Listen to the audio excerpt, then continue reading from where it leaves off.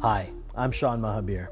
Today I'm going to show you how to install a trigger lock into a pump action shotgun.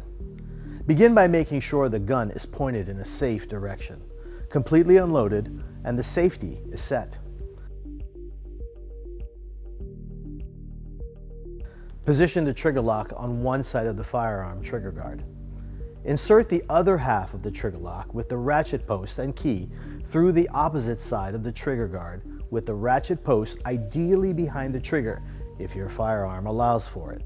Press both halves of the trigger lock until there is little to no movement. Store your locked firearm and the key in secure, separate locations, away from ammunition, children, or unauthorized adults. Thank you for watching, and stay safe.